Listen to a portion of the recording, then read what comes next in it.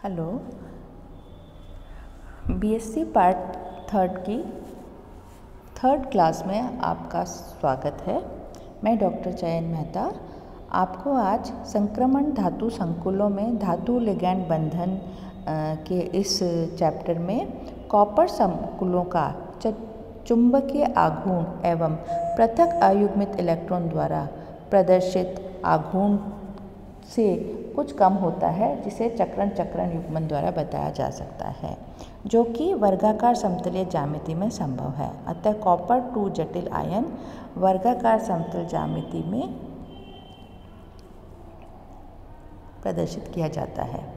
Copper का हमने structure देखा था कि वर्गाकार समतलीय ज्यामिति में जाने के लिए एक इलेक्ट्रॉन 4d 3d से और 4p से क्रमोन्नत किया जाता है, जो कि क्योंकि यह इलेक्ट्रॉन 4p कक्षक में है तो यह नाभिक से दृढ़ता से जुड़ा नहीं रह सकेगा और संकुल आसानी से ऑक्सीकृत हो जाना चाहिए, परंतु वास्तव में ये यौगिक स्थायी होता है, ऑक्सीकृत नहीं होता। यदि इस 3d इलेक्ट्रॉन को क्रमोन्नत न किया जाए तो sp3 संकरण संभव है, तो चतुष्फलक की ज्यामिति प्रदर्शित करेगा, लेकिन वास्तव में हम देखते हैं कि इसकी ज्यामिति वर्गाकार समतलीय होती है। वो इस स्थिति में ही संभव है जबकि एक d का जो इलेक्ट्रॉन है वो यहाँ पे 4d का ऑर्बिटल 4s और 4p2 और 4d का एक कक्षक संकरण में भाग लेता है, तो इस तरह की संरचना वर्गाकार समतलीय संरचना बनती है। अब हम देखेंगे संयोजकता बंध सिद्धांत की सीमाएं। इसमें हम देखते हैं कि संयोजकता बंध सिद्धांत की क्या क्या सीमाएं हैं। संयोजकता बंध सिद्धांत की सहायता से हम आंतरिक D2sp3 एवं बाह्य sp3d2 कक्षक जटिलों में बनाने का संतोषजनक स्पष्टीकरण नहीं दे पाए कि क्यों तो हम आंतरिक D कक्षक यूज़ करते हैं और क्यों हम बाह्य D कक्षक यूज़ करते हैं। इस सिद्धांत में धातु आयन को के अधिक महत्व दिया गया है, जबकि लिगैंड का महत्व नहीं समझाया गया है। जबकि हम देखते हैं कि कोई भी कॉम्प्लेक्स का निर्माण करते हैं तो धातु आयन के साथ लिगैंड का भी अपना महत्व है।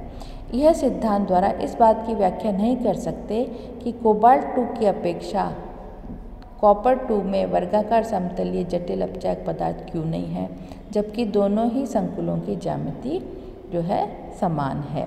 यह सिद्धांत कक्षकों के विभक्त करने की मान्यता नहीं देता, अतः उपसंयोजक यौगिक के रंग, चुंबकीय गुणधर्म और अवशोषण स्पेक्ट्रा को नहीं समझाया जा सकता।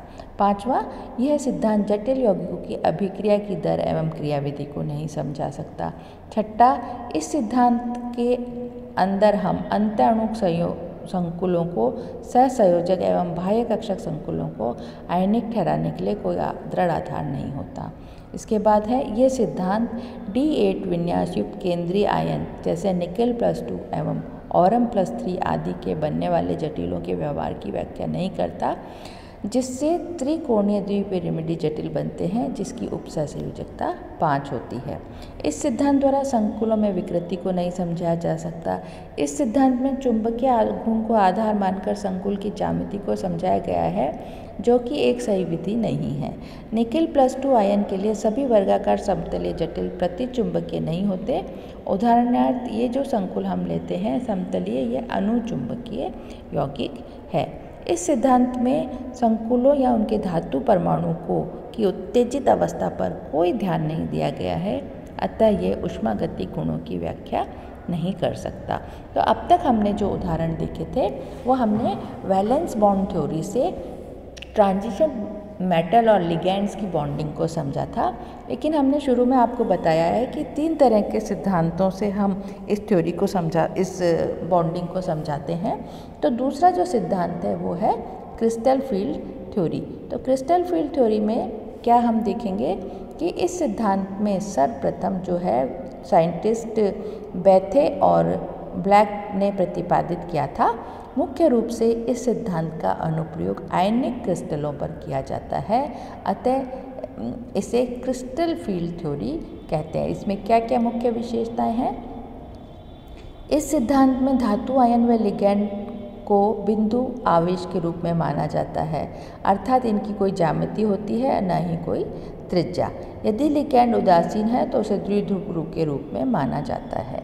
क्रिस्टल फील्ड थ्योरी के अनुसार धातु आयन धनायन व लिगैंड ऋणायन बिंदु आवेश होते हैं तथा केंद्रीय धातु आयन एवं लिगैंड के मध्य में स्थिर विद्युत आकर्षण बल बनता है और जो जटिल में 100% आयनिक बॉन्ड होता है। इस सिद्धांत में किसी प्रकार का अतिव्यापन संभव नहीं है, अर्थात कॉम्प्लेक्स कंपाउंड कोऑर्डिनेशन बॉन्ड इनमें अनुपस्थित रहता है। इस सिद्धांत के अनुसार धातु आयन में पांचों डी कक्षक समभ्रश होते हैं, तब धातु आयन जटिल बनाता है तो डी कक्षकों की समभ्रशता समाप्त हो जाती है और उनका दो भागों में विपाटन हो जाता है। डी कक्षकों के विभाजन के आधार पर इस सिद्धांत द्वारा धातु संकुलों के रंग, चुंबकीय गुणधर्म और एब्जॉर्प्शन स्पेक्ट्रा, अभिक्रिया की दर, अभिक्रिया की क्रियाविधि आदि की बड़े सटीक ढंग से व्याख्या की गई है। क्रिस्टल फील्ड सिद्धांत को समझने के लिए डी कक्षकों की आकृति एवं अभिविन्यास को अच्छी तरह से समझना होता है। केंद्रीय धातु आयन एवं लिगैंड के मध्य बंध प्रकृति को आयनिक होने और उनके मध्य आकर्षण बल को शुद्ध स्थिर विद्युत मानते हुए संकुलों के विवेचन को क्रिस्टल फील्ड थ्योरी कहते हैं।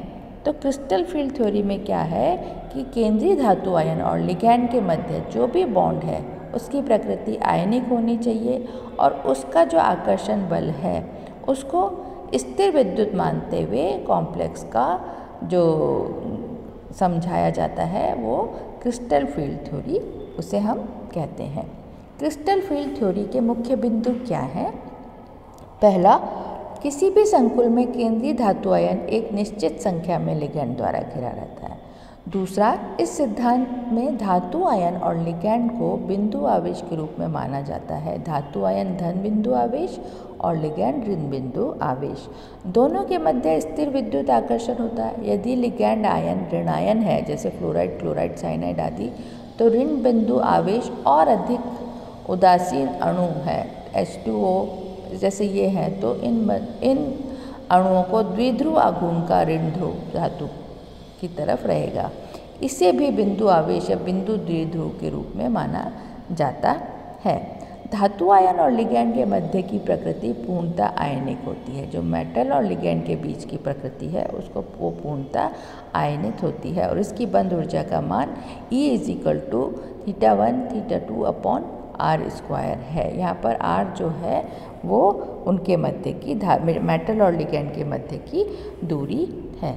इसके बाद हम देखते हैं कि अगला बिंदु जो है क्रिस्टल फील्ड थ्योरी का, यह सिद्धांत लिगैंड के इलेक्ट्रॉन का धातु के डी कक्षक में जाना अस्वीकार करता है।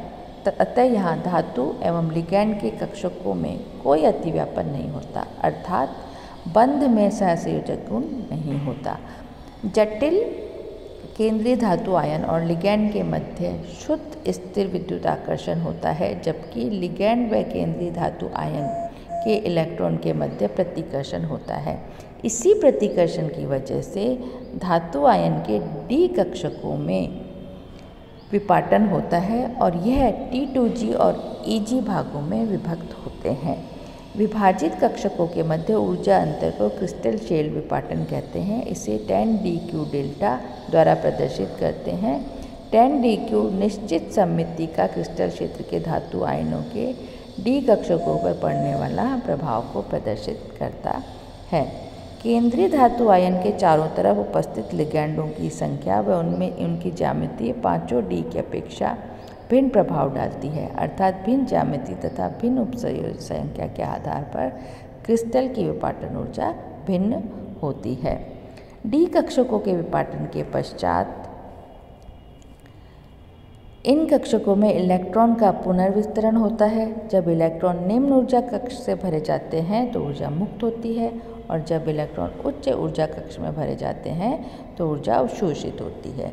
दोनों ऊर्जाओं के अंतर को क्रिस्टल क्षेत्र स्थायीकरण ऊर्जा CFSC कहते हैं। तो यहाँ पर आज हमने देखा कि वैलेंस बॉन्ड थ्योरी की कुछ लिमिटेशंस थी, क्योंकि वैलेंस बॉन्ड थ्योरी कुछ लिमिटेशंस के साथ मेटल लिगेंड बॉन्ड को अच्छी तरह से नहीं समझा पाता, तो हम दूसरी थ्योरी जो है क्रिस्टल फील्ड थ्योरी के आधार पर, क्रिस्टल फील्ड थ्योरी के सिद्धांत के निम्न बिंदुओं के आधार पर हम मेटल लिगेंड कॉम्प्लेक्स कंपाउंड को क्रिस्टल फील्ड थ्योरी के आधार पर हम समझेंगे। आपको इसी के आगे के बिंदु और उदाहरण नेक्स्ट क्लास में बताएंगे।